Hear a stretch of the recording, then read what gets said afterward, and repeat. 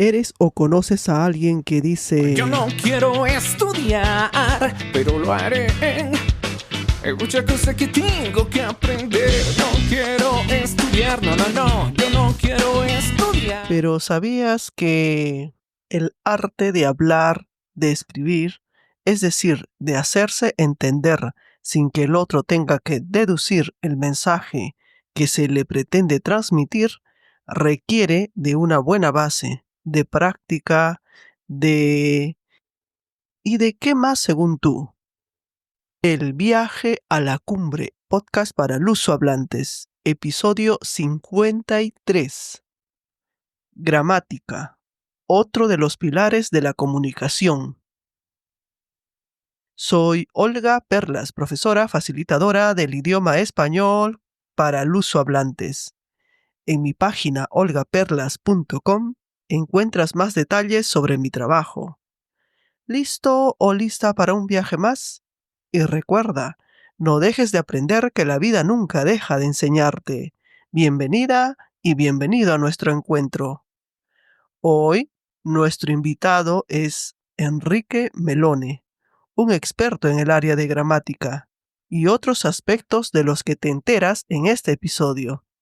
Mientras lo vas escuchando, podrás percibir que está dirigido tanto a estudiantes como a profesores, pues ambos debemos reflexionar sobre cómo hacemos nuestros papeles y cómo va nuestro progreso.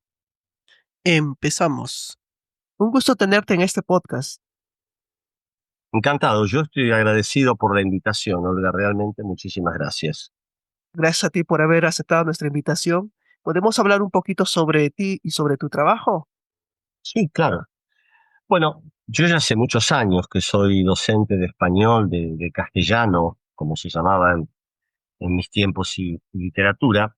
Me gradué en Argentina como profesor de español, de castellano y literatura. Uh-huh. Eh, Trabajé varios años en la enseñanza media y en la enseñanza universitaria, eh, como profesor de literatura, de castellano, corrección de estilo en la universidad, hasta que me vine a Brasil.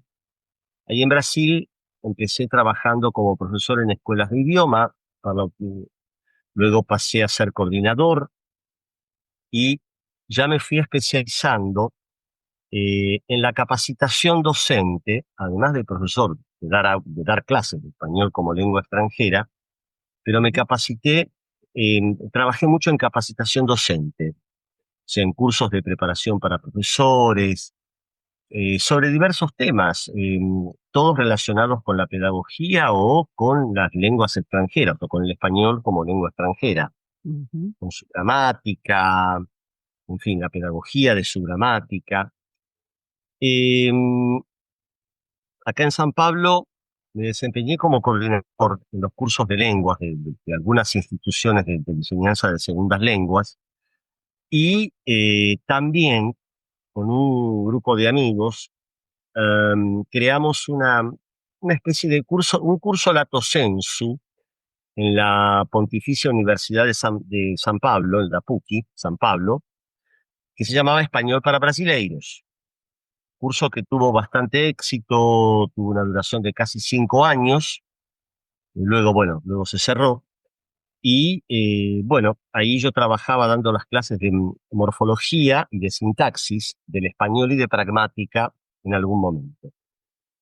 Am, Después de todo esto, yo dejé el trabajo en las escuelas de idioma, y ya hace 10 años que trabajo como docente, como profesor y coordinador del Departamento de Lenguas Extranjeras en un colegio internacional, una escuela internacional en St. Francis College. Ahí ya trabajo ya hace 10 años. Trabajo como profesor y como coordinador, ambas funciones. Y por otro lado también desarrollé otra vertiente, que es la escritura de libros didácticos. Tengo varios manuales para la enseñanza de español, lengua extranjera, en colaboración con otros colegas, y la gramática en contexto y otra gramática también en FTD, en fin. Tengo varios libros de acá y de allá. Entonces, docente, profesor de español, capacitar a profesores y escribir materiales didácticos, producir materiales didácticos. Mucha experiencia, ¿no? ¿En qué año llegaste a Brasil? Solo para tener un Yo, poco más de yo noción. llegué acá, yo llegué a Brasil en el 96, Wow, 1996. bastante tiempo. ¿Y qué te trajo a Brasil, si se puede saber? Me trajo la idea de desempeñarme como profesor de lengua extranjera en otro contexto, en un contexto que no fuera el español la lengua materna, que fuera una lengua extranjera realmente. Quería probar por ese camino. Ujú. Y te ha ido bien, ¿no? Al parecer. Sí, creo que sí, creo que Bien. sí, me gusta mucho lo que hago. Sí, se nota, se nota. Con tanto trabajo que has hecho hasta ahora, se nota bastante, ¿eh? Y entonces, ya que dices que trabajas en un colegio y vamos a enfocarnos en la gramática, ¿cómo la estudian los adolescentes en el colegio? Incluso podríamos hablar sobre el colegio en el que trabajas, ¿no? Tal vez. Digamos, ¿cómo trabajo yo? ¿Cómo trabajo yo con los chicos en la escuela? En general, mi manera de trabajar es inductivamente. O sea, parto de contextos, o sea, les gusta estudiar gramática a los alumnos, no les gusta, digamos, yo diría que al 90% de los alumnos no les resulta nada interesante, entonces hay que tratar de hacerlo interesante. Entonces, partir de contextos, ya sea de textos escritos, de textos orales, o de algún problema, o de algo que de alguna manera ponga el foco sobre algún elemento gramatical, sobre algún punto gramatical en cuestión. Y a partir de ahí, mediante preguntas siempre me gusta usar el método de las preguntas con los estudiantes, hacer que ellos, solos a partir de la observación de los fenómenos de la lengua, sean capaces de llegar a ciertas reglas, o por lo menos a establecer o a ver cómo funcionan determinadas regularidades en la lengua. Por ejemplo, que los verbos irregulares son irregulares, no hay nadie que lo dude, pero que armar, uno podría hacer, digamos, juntarlos según determinados patrones. Por ejemplo, los verbos que transforman la O en we, almorzar, volver, encontrar, por ejemplo, ¿sí? Trabajarlos juntos para que vean que ahí hay un molde, hay un patrón, hay un comportamiento similar. Entonces, una vez que ellos observan y que ellos que ven esa regla, que ven el sistema que hay detrás de los elementos de la lengua, ahí pasamos a las prácticas, de diferentes tipos de prácticas, tratando de que siempre, yo tengo esta metodología, la llevo ya hace muchos años, ir siempre de las prácticas más cerradas, como se llama, más controladas, a prácticas más libres, donde el alumno pueda expresarse más espontáneamente. Eh, Básicamente esa es la manera de trabajo. En general, da resultados, me da buenos resultados. O sea, em, creo que para trabajar con un adolescente, al adolescente hay que proponerles desafíos. Si yo al adolescente le doy algo que es muy obvio, o sea, si el alumno se va a aburrir, no lo va a hacer. En cambio, si uno le plantea un desafío, y yo creo que en ese sentido el trabajo con la inducción gramatical, la inducción de los contenidos gramaticales puede ser verdaderamente desafiadora, porque el alumno tiene que, por ejemplo, trabajar con las analogías. Esto se comporta de esta manera, quiere decir que esto otro también puede comportarse. O sea, trabajar con esos sistemas creo que puede ser una manera un poco más atractiva. No digo que sea la mejor, no lo digo. Yo solamente digo que a mí es la que me resulta mejor. A mí me resulta mejor. ¿Te acuerdas de una de las actividades que te han funcionado así prácticamente 100%? ¿Algún ejemplo? No sé si 100% es difícil de Sí. decir, porque uno tiene que tener en cuenta que está trabajando con chicos, con seres humanos, y que bueno, que las velocidades de aprendizaje son, eh, son diferentes. Pero, por ejemplo, sí, recuerdo, no hace mucho, hace una semana atrás, tuve que empezar a trabajar con los pronombres complementos Ujú. y traje un texto que era un horror de texto por las repeticiones que tenía. Y ahí yo se los mostré y les dije, bueno, ¿a ustedes les parece bien, les suena bien este texto? ¿Hay algo raro? No hay algo raro. Para ustedes está bien. Dice, no, sir, ellos me llaman sir. No, sir, porque es una escuela inglesa. Sir, no, es horrible eso como está escrito. ¿Quién lo escribió? Entonces les dije, bueno, ok, entre todos vamos a arreglarlo. Entonces ahí yo les di algunas formas que podían usar para arreglarlo y ellos solitos lo fueron intentando, ellos solitos. Y eso es una cosa importante. Hay que dejarlo autónomo al alumno, hay que darle autonomía, hay que dejarlo que se las arregle solo. Hay que darle el problema y que se las arregle para solucionarlo o resolverlo. Es eso. ¿Y cuán importante es la gramática en el aprendizaje de idiomas, en especial para un estudiante lusohablante? Para cualquier idioma, sea lusohablante, sea italohablante, sea francohablante, francoparlante, la gramática es esencial.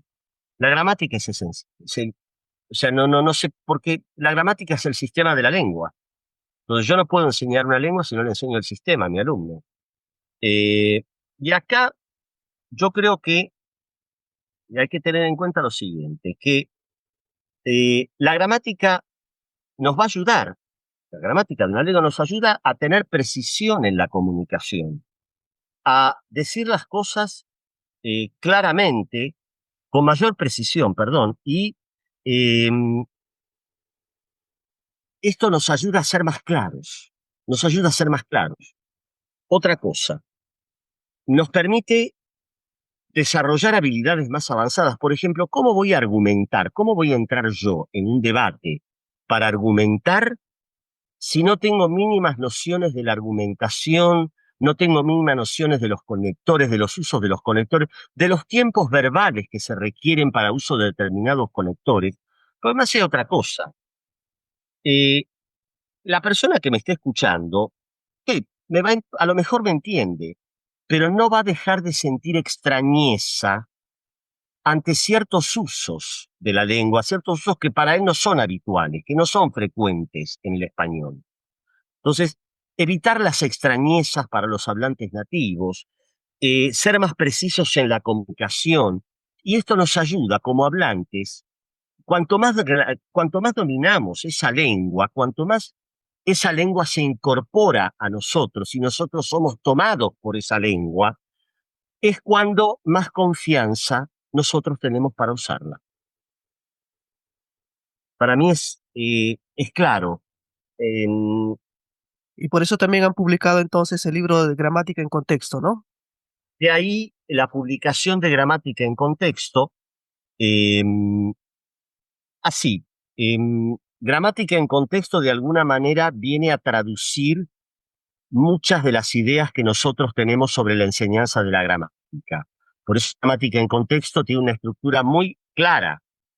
Se parte, se toma un elemento lingüístico, se muestra ese elemento lingüístico en producciones a veces reales, a veces modificadas pedagógicamente. A partir de esas producciones se le hacen preguntas al estudiante para que el estudiante sea capaz de enfocarse, de concentrarse en ese elemento lingüístico y ver cómo empieza a comportarse. Ahí hay bastante de inducción en este tipo de preguntas. Luego se pasa a una formalización de la parte, digamos, del sistema de la lengua, ya sea la conjugación de los verbos, las listas de posesivos, de demostrativos, etcétera. Se explican los usos y se va a las prácticas. Sí.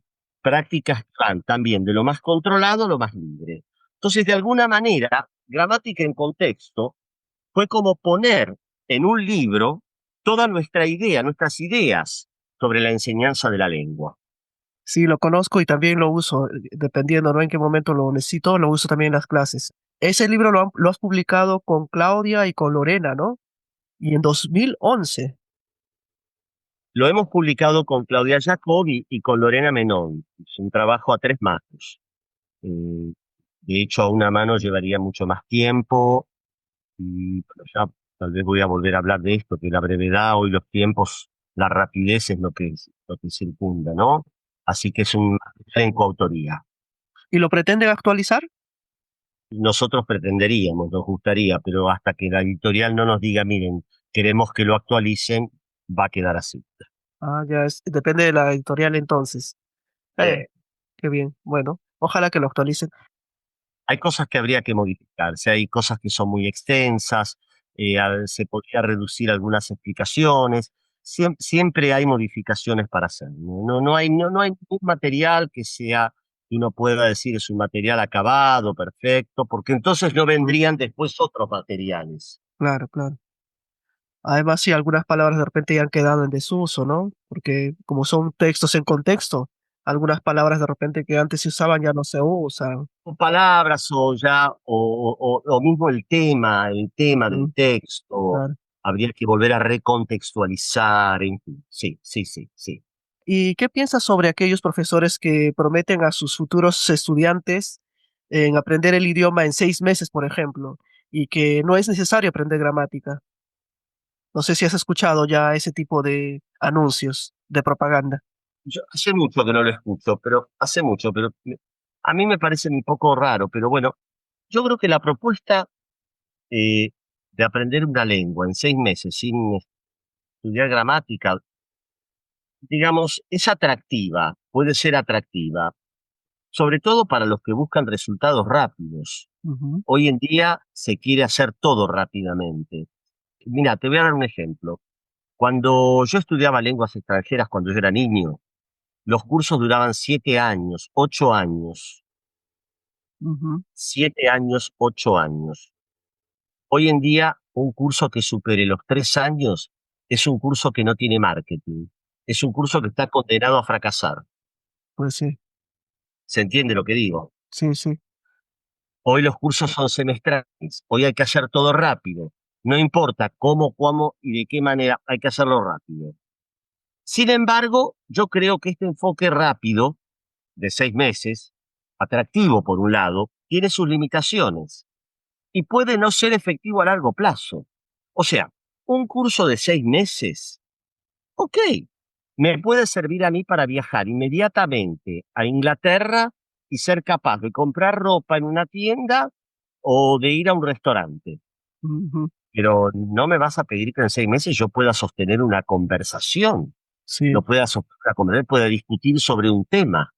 Ujú, Querer ir a un país o a España o a Perú o a México e ujú, inmediatamente, bueno, poder tener una discusión. O sea, eh, en un aprendizaje acelerado es posible adquirir lo básico y funcional, pero hasta sí, ahí claro, para. Y hay que ser conscientes de que ahí para. Lo que no se puede es engañar al alumno y decirle que en 6 meses va a aprender la totalidad de una lengua. claro, Eso es ser un pirata. Eso no es ético. pues sí. Es ético si yo le digo, mira, yo te voy a enseñar en 6 meses, y vos en 6 meses vas a ser capaz de ir a un restaurante y pedir comida. Ok, Ujú, ahí estoy siendo honesto. pues sí. Eh, entonces, prometer fluidez y prometer corrección en 6 meses puede generar una expectativa no realista y esto puede llevar a una frustración, Mm. obviamente. Queda muy claro eso, ¿no? Además, una cosa que suele pasar, a veces cuando se presentan a, por ejemplo, al instituto donde trabajo, hacen la prueba de nivel y ellos creen que ya saben hablar y a veces de repente hasta pueden, entre comillas, engañar al que lo está entrevistando porque de repente se comunica así. Y luego le ponen un nivel, yo que sé, un nivel B, B1 o B2.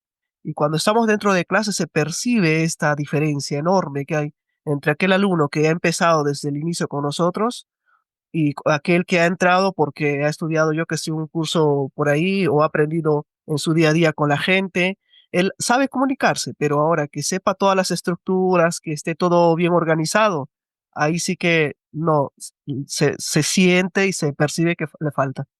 Ahí está la gran trampa, no sé si llamarla así, del enfoque comunicativo, que si bien por un lado trajo beneficios, por el otro lado no.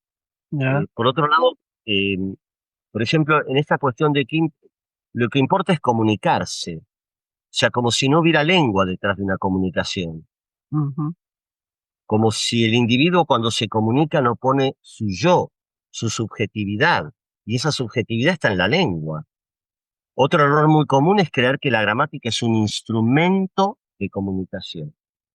Si yo lo considero un instrumento de comunicación es porque pareciera que es algo que está fuera de mí, como si yo no me involucro, como si yo no me meto en esa lengua. Y perdón, yo estoy metido en la lengua. Mi yo está metido en mi subjetividad, mi yo. Este yo, Enrique, que te está hablando, está en esta lengua que te está hablando a vos en este momento. Ujú. Entonces, ese es el gran problema que trajo a veces un poco el enfoque comunicativo. El relegar la lengua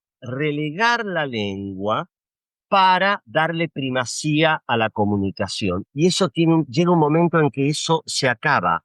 Tiene un momento en que tiene un límite, tiene limitaciones. ¿Ok?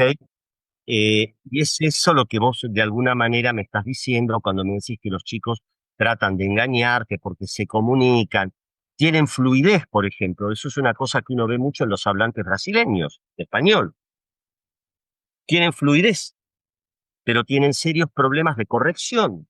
Y a veces ni les importa la corrección. Ujú. Porque por otro lado, el profesor tampoco le importó corregirlo. Porque total, si pueden comunicarse. Entonces yo creo que ahí hay algunas cuestiones que sería importante pensar, que uno tiene que pensar cuando da clases. Como Sí. profesor las tiene que pensar. Ujú. Y también, de repente, por otro lado, el exceso de gramática, ¿no? Porque también sabemos que hay un profesor que está muy, muy enfocado en la gramática, que hace que deje a un lado la expresión oral. ¿Qué piensas sobre esto? No, y no solamente la expresión oral, o sea, el basarse en... cuando vos me planteas esto, yo lo que entiendo es el profesor que trabaja la gramática así, por la gramática, Ujú. sin tener en cuenta que la gramática es en los textos. Por eso, una forma de trabajar que yo tengo es que la gramática me la dicta el texto con el que yo estoy trabajando. Ujú. No siempre yo suelo seguir el patrón de primero enseño esto, después enseño esto. A veces me guío por lo que el texto me va pidiendo. ¿Qué gramática me pide el texto? Ujú. Yo a veces veo que en un texto, bueno, hay una cantidad increíble de elementos de pasiva, frases pasivas. La pasiva con Ujú. se pide, se solicitó, etcétera. Sí. Bueno, es el momento en que yo puedo entrar a trabajar y llamar la atención al alumno, como yo te decía antes, Sí. ese elemento gramatical Ujú. Claro. y desarrollarlo y presentarlo, sistematizarlo, etcétera, etcétera. ¿Ok? Ujú. Es, Entiendo. eh, no se puede entender una gramática deslindada de los textos, ya sea de textos orales, auditivos, no se puede, no se puede. Pretender enseñar, eso hace que los alumnos odien la gramática. Ujú. Esa es una de las razones. Si un alumno, por ejemplo, el brasileño que viene a una clase de español, domina o ha aprendido bien la gramática, ¿eso le facilita aprender la gramática o la lengua en sí en español? Ayuda mucho, ayuda mucho, ayuda mucho porque quiere decir que ese alumno tiene una conciencia gramatical. Ujú.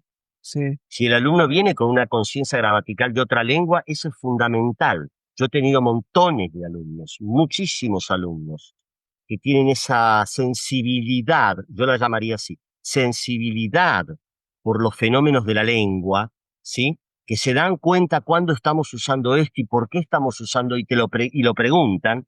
Ujú. Entonces, pero hay alumnos que no vienen con esa facilidad. Sí. La mayoría no viene con esa facilidad, la mayoría no viene con esa facilidad. Entonces, bueno, yo creo que acá, en ese caso, el trabajo o lo que uno podría hacer es empezar a trabajar de manera gradual y contextualizada, siempre contextualizada, aprender en un contexto. En lugar de memorizar reglas, en lugar de memorizar reglas de forma aislada, es útil estudiar, es importante estudiar la gramática a través de los textos, diálogos, situaciones reales, etcétera. Ujú. Esto ayuda mucho más, ¿sí? A por lo menos entender cuándo se usan ciertas estructuras. Sí. Eh, Aprender también con recursos atractivos, variados, ¿sí? Ya puedo trabajar con un fragmento de cine, puedo trabajar con un podcast, puedo trabajar una noticia periodística, en fin. Practicar de manera activa, practicar de manera activa. Eh, Hacer producciones escritas y orales constantemente, donde el alumno se vea obligado a utilizar determinado elemento gramatical. Ujú. No porque yo le diga, use tal cosa, sino porque la propia instrucción de la tarea lo va a llevar a él a usar ese contenido o un determinado contenido gramatical. Sí. No es decir, bueno, usar el pretérito perfecto simple, no.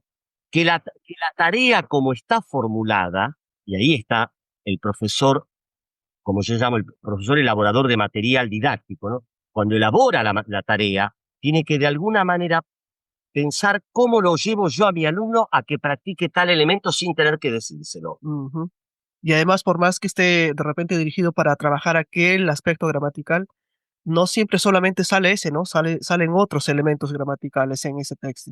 Salen otros, pero a veces cuando los alumnos no tienen o no tienen un entrenamiento, no tienen más que el entrenamiento, la palabra entrenamiento a mí no me gusta demasiado, no tienen la mirada dirigida hacia la lengua, cuando yo tengo que cuando hay que educar esa mirada, cuando hay que trabajar esa mirada, a veces es conveniente ir paso a paso y siempre, celebrar los logros, Bueno, está bien. celebrar los logros. ¿Sí? Porque los errores después se van corrigiendo, pero celebrar los logros.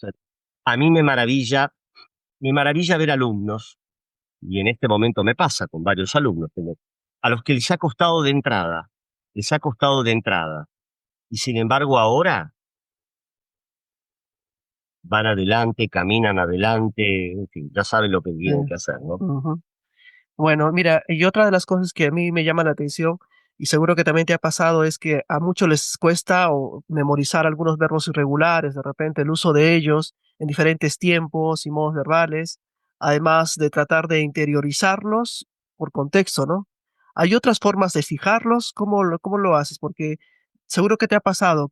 Sí, la memorización es una de las maneras, y cuidado, yo no soy un detractor de la memoria, porque hoy parecería ser que con todas esas pedagogías de avanzada, como yo digo, la memoria parece ser una pobrecita que ha quedado excluida al cajón de los recuerdos. Y no, la memoria ayuda. Hay muchas cosas que las sabemos de memoria, es en la memoria, es en la memoria donde permanecen y donde están. Y gracias a que están en la memoria, uno las puede traer cuando lo desea. En cambio, si yo no las conservo, por más que lo quiera, no las puedo traer. Esa es la gran paradoja. Esa es la gran paradoja de la memoria, ¿no? O sea, si lo tengo en la memoria, cuando quiero lo traigo, lo tengo a mano, ahí está. Es por eso que nos olvidamos de repente una lengua, ¿no? Cuando la vamos aprendiendo, dejamos de usarla y se nos olvida. Sí, entonces, pero hay otras maneras también, en el caso de los verbos, como yo le dije antes, trabajar por patrones, agrupar verbos que tienen un mismo comportamiento, ejemplo, los verbos que diptongan, los verbos que tienen problemas los verbos que son irregulares solo en la primera persona, en fin, trabajar con diálogos, ejercicios de escritura, o sea, varias actividades, hay diversas actividades que uno puede crear que son subsidiarias de la memoria. Y además hay otra cosa. Cuanto más exposición, cuanto más yo practico algo, más lo incorporo. O sea, no hace falta estudiar de memoria como lorito. Estudiar de memoria puede ser practicarlo, hacer ejercicios para fijarlos. Y una manera muy interesante que pocos lo dicen. Vea, yo empecé como profesor de francés, mi carrera docente. Y empecé mi carrera de francés como profesor de francés. Y la manera como yo aprendía era enseñando a los otros, enseñando a mis compañeros. Entonces, una manera de aprender es enseñar a otros. enseñarle a un compañero, explicarle a un compañero cómo funciona, cómo se conjuga, cómo funciona la voz pasiva en español, ¿eh? O sea, enseñárselo a otro, enseñarlo, mostrarlo. Es una manera de ponerlo para afuera y de recordarlo, de incorporarlo, ¿no? Y resulta, porque cuando tienes un alumno que sabe más o ha aprendido rápido, vas y si lo colocas al lado de alguien que está un poco lentito y al mismo tiempo el que no estaba sabiendo aprende. Exactamente. Muy bien. Sí, sí, sí. Sabemos que no todos aprenden de la misma forma. Para aquellos que se les hace un lío la gramática, no quieren verla por nada, ¿cómo lidiar con ellos? Un poco repetitiva la pregunta, tal vez. Y bueno, hay que tratar de encontrar, hay que siempre encontrar el camino por donde llegar. Ahí yo creo, sobre todo, cuando uno tiene clases particulares de un alumno, bueno, ok, es muy fácil. El problema es cuando yo tengo varios alumnos en un grupo y cada uno con una particularidad. Y bueno, de alguna manera hay que aprender a diferenciar, hay que ir paso a pasito. Tal vez hay que ir más lentamente, ¿sí? Hay que tener paciencia. Yo siempre digo, hay que tener paciencia y que el alumno entienda que tiene que aprender de los errores, que no tiene que asustarse y que el profesor no tiene que asustarse del error, que el profesor no tiene que decir, si yo ya te lo enseñé, ¿qué tiene que ver con eso? No tiene nada que ver, porque hay un tiempo de introyección del conocimiento. Ese tiempo ese tiempo el alumno tiene de elaboración, ¿sí? Tiene que darse, tiene que estar. Entonces, de alguna manera, y bueno, llegar de otras formas, a través de trabajos más físicos, en fin, encontrar la manera de cómo acercarse a ese alumno. ¿Hay alguna cosa que quieras dejar para cerrar esta conversación? Sí, lo único que yo quisiera decir es que aventurarse a una lengua extranjera es un viaje de aventuras. Es un viaje de aventuras lleno de desafíos, eh, y siempre, y una cosa que yo digo, ¿no? Siempre hay por detrás un objetivo que es la literatura en esa lengua. También la literatura nos ayuda a entrar en esa lengua, ¿sí? Entonces, y si yo hablo de lengua, no puedo dejar de hablar de gramática, sino es aprender una lengua. ¿Sabes? Me has hecho recordar algo que he hecho en el último módulo en el que he trabajado con unos alumnos del B2.2, donde les he pedido que lean el libro Le dedico mi silencio de Vargas Llosa. Entonces, si ahí hemos Ajá, separado algunas frases, algo que les llame la atención, y yo en particular, porque también he tenido que hacerlo, he separado las frases donde había se lee, de la involuntariedad. Todas las frases que había se lee, las he separado, he puesto en la página que estaba y ellos también han hecho algunas frases que les ha llamado la atención o de repente, algún mensaje que les ha parecido interesante. En fin, en base a eso han visto, mira, esto es lo que yo dudaba, pero ahora ya lo sé. Y eso me ha gustado bastante, ha sido una buena experiencia. fíjate vos, mirá lo que hiciste vos. Tú vienes en este momento a hacer la prueba de lo que estaba Ujú. diciendo. Vos tenías que trabajar el texto te mostró que había involuntariedad, ya lo trabajaste, ya los alumnos están sensibilizados para eso, ya está. Sí, porque yo veía que estaban teniendo algunos problemas con esto y dije, no, vamos a buscar. Ustedes buscan algo que les llame la atención. Yo dije, bueno, esto le está faltando en algunos, porque algunos vienen, como te decía al inicio, vienen como que no están con los que ya estaban, no están en el mismo nivel. Decía, ya no puedo repetirlo de nuevo porque estos que ya saben se cansan. Entonces, los que no saben tienen que aprenderlo. Lo he separado, les he mostrado y entonces ya han empezado como, verdad, ahora. Entonces ya de acuerdo a aquella frase, incluso es una de las frases las podían repetir porque era parte de lo que querían decir de repente, ¿no? Y ha sido una buena experiencia. Esa es linda, muy bien, me parece muy bien. Fue muy buena la experiencia. Claro, claro. Gracias por haber participado y por habernos dedicado un poquito de tu tiempo. ¿Por dónde te contactan los oyentes si quieren hablar contigo, quieren hacerte alguna pregunta? Me pueden contactar por email si me quieren contactar, no hay ningún problema, a elumelone@gmail.com. ¿Ok? Muchas gracias entonces, Enrique, y ha sido un gusto tenerte con nosotros. Muy amable, gracias a ti. Gracias a ti, Bolívar. Espero que les sirva esto a los alumnos como a los profesores también, ¿no? Y me alegra mucho que hayas venido. Como te decía, Yo te conocía desde cuando he empezado a dar clases de español, así que tú ni cuenta te habrás dado que yo estaba por ahí. Tantos que han pasado por tus talleres. Muchas gracias. Gracias. Muy amable. Mi querido y querida estudiante, vamos a paso firme, escalando conocimientos y persiguiendo nuestras metas. Te dejo el contacto de nuestro invitado en la descripción de este episodio. Gracias por escucharnos, suscribirte, darnos 5 estrellas en la plataforma de podcast por donde nos escuchas o en YouTube. Nos vemos en nuestro próximo viaje a la cumbre. Mata los prejuicios y demuestra lo que tienes para dar. Es tu